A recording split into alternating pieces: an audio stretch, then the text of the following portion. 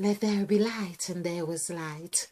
Okay, so I am Crimey Queen. If you are joining us for the first time, this is the channel where we have fun with words and numbers, numerology to be precise.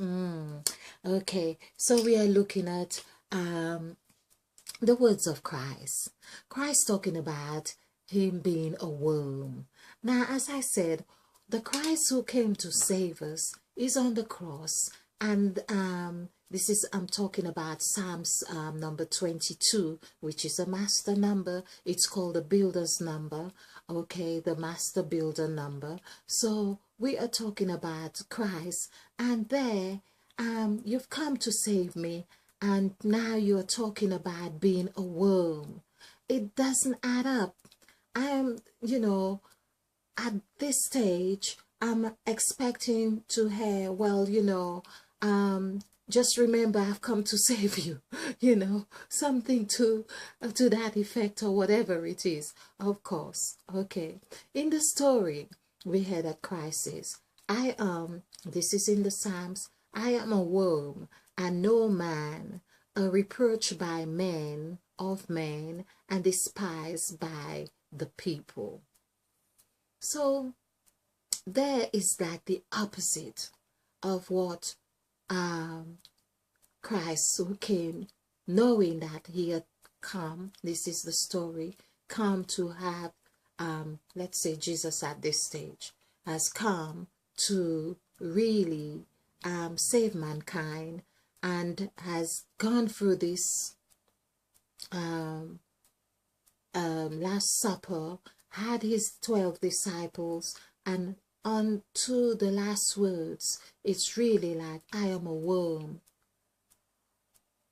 Why would you see yourself as a worm, having done such a phenomenal job, if you like, dying to save mankind, and you say, I am no man, a reproach? And so basically, we get the feeling or the impression that Christ had seen himself as very insignificant at this stage, because a worm, of course, people trample on worms, and plus he goes on to say, I am despised by the people, despised by men and the people. So there, what got me, I have done presentations on this before, and what struck me a couple days ago was that perhaps I had got it wrong, because there's the thing, Christ was never really direct, or Jesus was never really direct in his speech somehow. It was always about parables. That was his style, and there it would mean as if he was speaking to only those who could understand his language. It's like I got the impression that he wasn't too bothered about getting other people to fully understand him, unless they were hungry enough. Because I mean, even his disciples that walked with him for all this time, however long it was, and they too had trouble in understanding some of what he said. And he would say, well, you've been with me so long and you still don't understand my language. So those were things that I too became concerned about. Do we really understand the teachings as much as we think we do? So what got me, as I said a few days ago, to say I am a worm, of course the word worm equals 6. So basically, in actual fact, to say people, P-E-O-P-L-E, which is 7, 5, 6, 7, 3, 5. Adding this up, this is 10, this is 20, this is 20, this would be 33.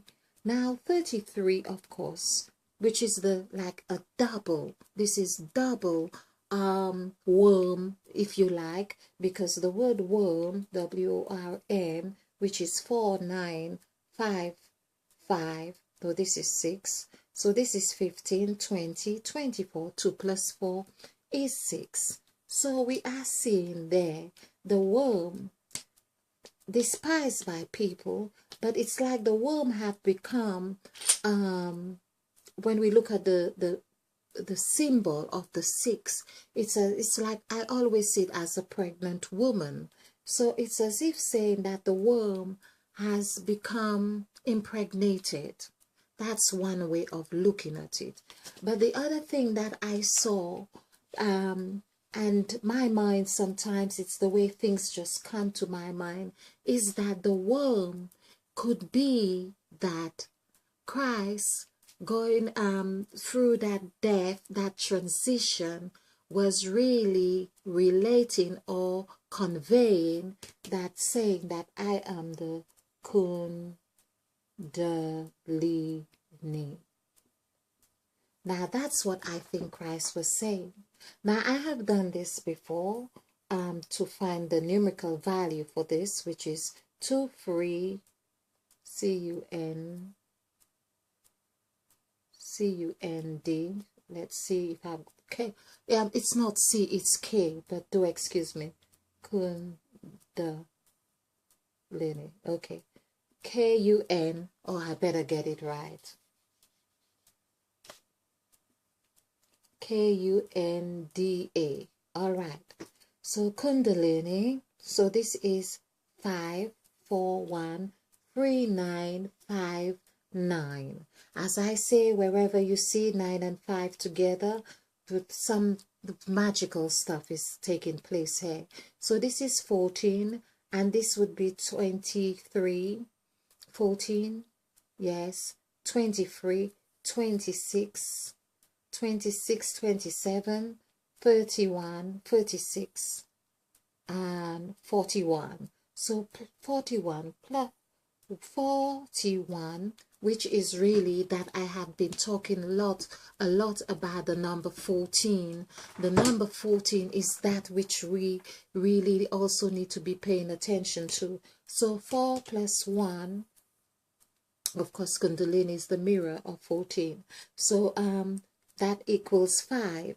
Now when we do the numerical value for the word 5, of course, that equals, this is how, FIVE. So that's how we see that the numbers have been given to us as symbols.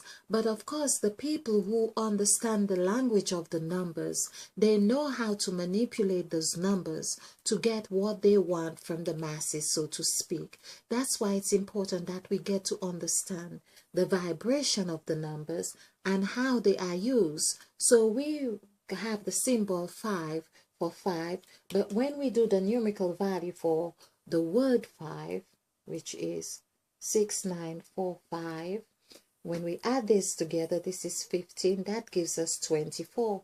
2 plus 4 is 6.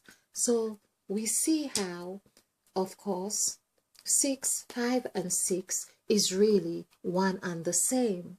This is what we are talking about. So 5 and 6 here, 5 is 6 and 6, 5 is the Kundalini.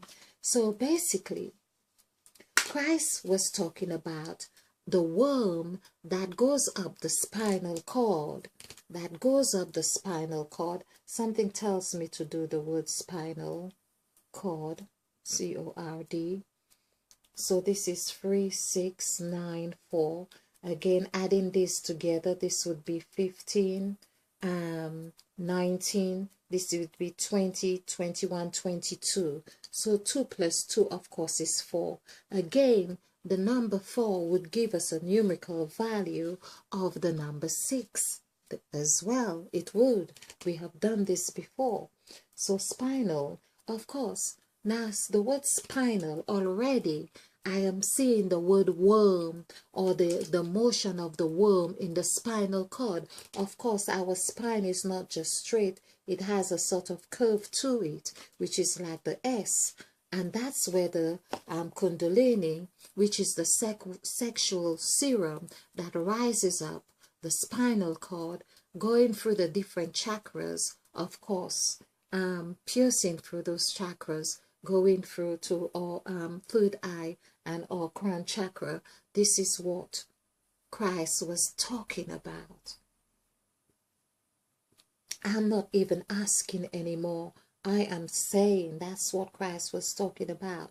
So this is 10, and this would be 20, 26. 2 plus 6 is 8. Now 8, of course, is that number that is set. So it really is, we're talking about the spinal cord is really giving us a that set. Now we had cord, we had for cord, I think we got 6, did we? CORD, just getting that again. That's 15, 22. So we had 4. So 4 plus 8 would be 12, of course. 12, 1 plus 2 would be 3. Again, we come back to that worm that Christ has been talking about. So in actual fact, we could say 3 is really the worm. 3 is that worm. And I remember saying this in my earlier presentations. 3 is the wave. It's the wave, and it's the worm. So it's really the worm that Christ had been talking about. So of course the word worm equals 3 equals 6, but it constitutes 2 3s, which is 3 plus 3 is 6. So we could see that happening right there.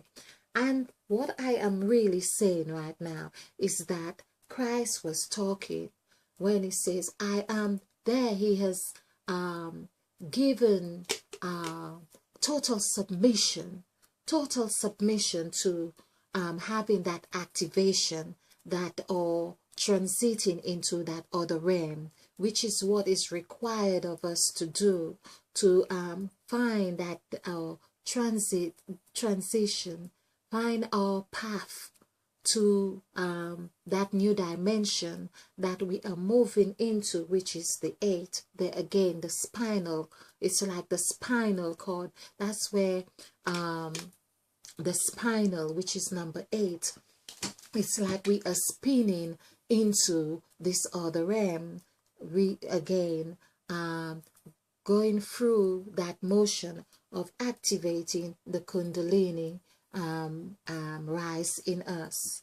Now, I know I have done quite a few presentations on activating your Kundalini, and in case you are interested in doing that, I have got a presentation named perhaps more than one.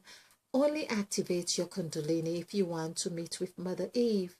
But I am going to say that I believe that it's the best thing that one can do for oneself, of course, providing that it is done properly, or you're doing it with good intention, I should say.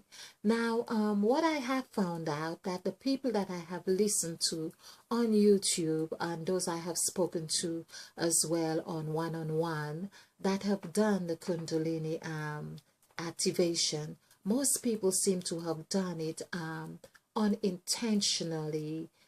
Through meditation, they have embarked upon this new dimension, and not really understanding what exactly was happening.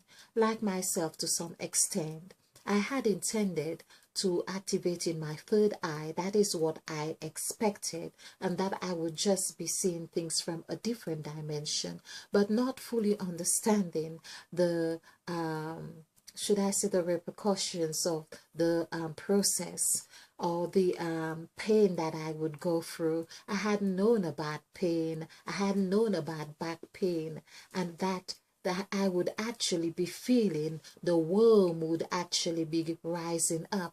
So there was like a needle, like a pin pushing up and really pushing, and it's like really wanting, it's like unlocking. It was extremely painful, not knowing how to really position myself, stand, lie down, till I found myself screaming at one time, and there were people in the house, because I didn't want people knowing that I was I couldn't be bothered to want to have to answer any question, or well, what's the matter, or people around me. So I was really just praying and knowing that this thing is going to come to an end. But basically what I am saying is that there are ways of doing this safely, and for of course, first of all, is really to, I would say, is really get in a mindset that you need to have a good diet. Your diet is key. You are what you eat, because you are going to need um, that kind of sustenance or nutritional sustenance for whatever it is that you may encounter. Everybody's experience, I think, is different to some extent, although I have heard a lot of people talking about the back pain, because that's what happens. That's the channel for the Kundalini.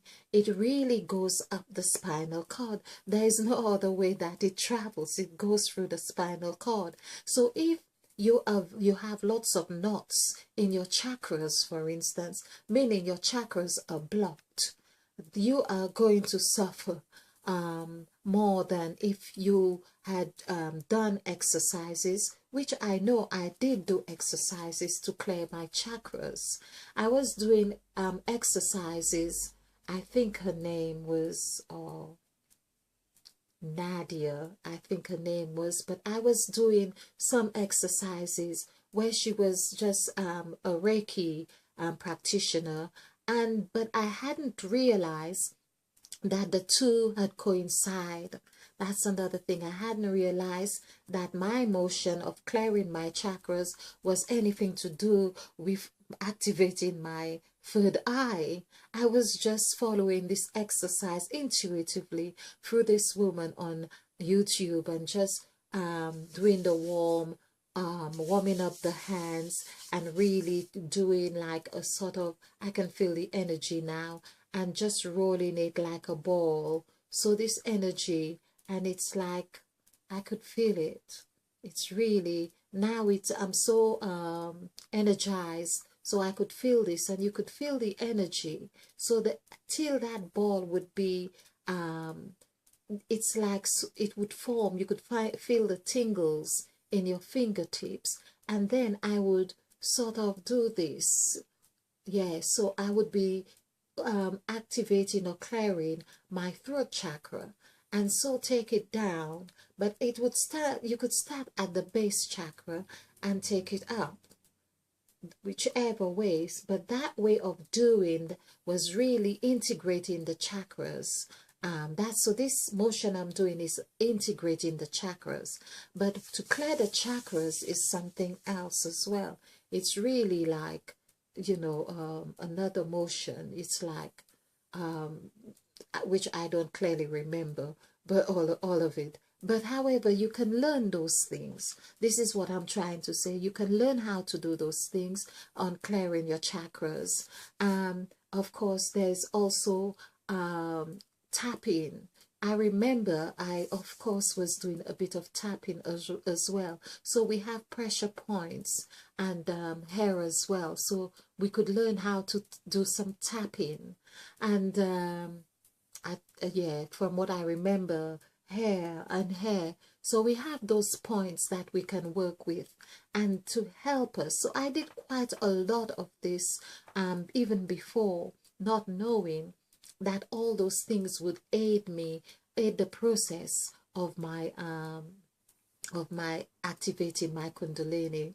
So basically, I am feeling just as well I did those things. Otherwise, I would do a lot of damage to myself, having gone through the amount of pain that I went through as well. So, but I'm talking about pain, but I also want to reassure you that I had the most profound experience. Well, it was very profound. I had what seemed like Botox after the process had reached. I felt illuminated. My vision was really, really sharp. And I knew it. I knew this. I was seeing colors like I hadn't seen before. Of course, through the process, I saw colors that I hadn't seen before. So, as I say, I have left a presentation, a few presentations on that. But I just want to encourage people that I feel that this is the thing that we owe to ourselves when we are talking about sacrifice, as on the template here. When we are talking about that word sacrifice, what is required of us as sacrifice is to really um, give ourselves that opportunity to get rid of all those things that no longer serve us. And of course, um, it requires a lot of reflection to understand, well, what really serves us. We can ask ourselves, what is serving me now, or what no longer serves me? We can ask ourselves those questions. And by the way, I feel right now, just going through this, I'm going to do a few of the exercises that I did in preparation of activating my Kundalini. That might be helpful, and or maybe inspire you to do something else. So do join me again. And of course, let there be light, and there was light, and spill over with love. Mm-mm.